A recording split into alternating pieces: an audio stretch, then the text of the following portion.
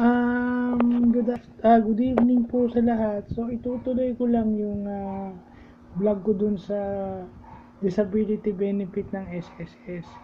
Generally, ang tawag dun is permanent partial disability. Yun yung percent ng disability ng buong katawan ng tao.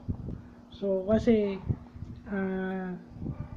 yung percent dun sa formula ng disability benefits, partial permanent disability, yung putol lang isang daliri, putol yung thumb, putol yung isang arm, putol yung isang tenga, putol yung wala yung isang wala yung isang mata, nabulag yung isang mata, nabulag yung dalawang mata, nawala ng pandinig yung isang tenga, nawala ng pandinig yung parehong tenga. So yun yung partial disability.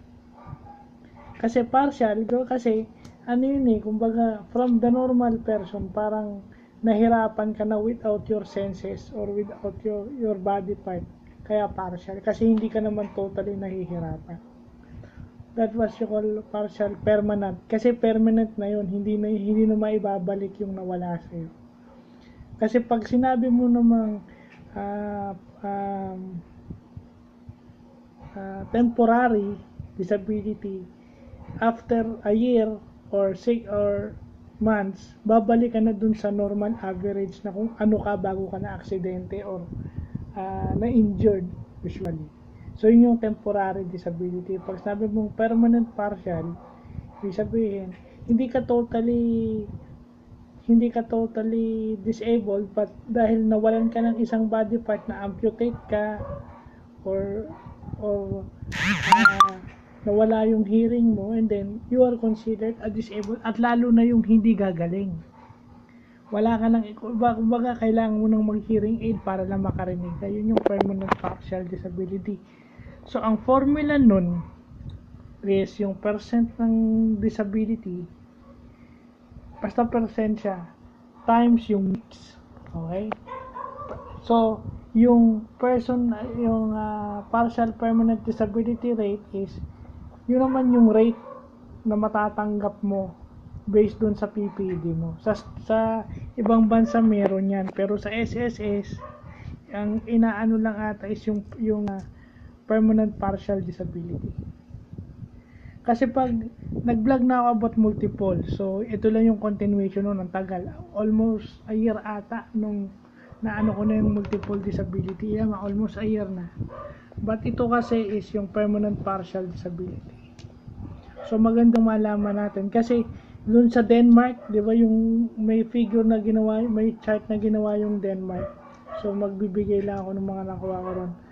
Sa Danish, sa mga Danish o sa mga taga Denmark, pag nawala yung eye mo, pag nabulag ka on both eyes, 100% disabled ka na.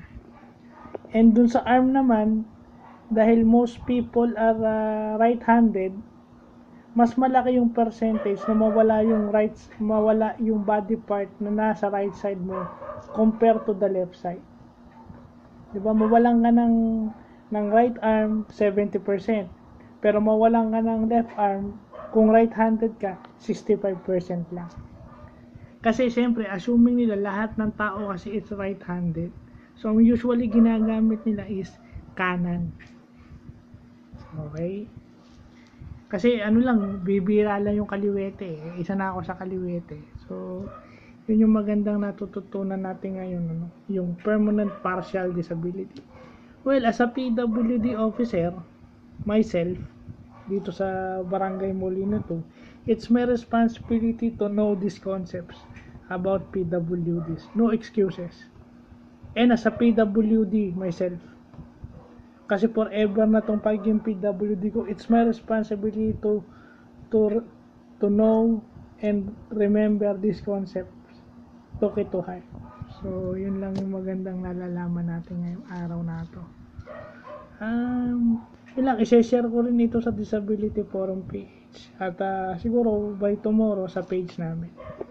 So yun lang po.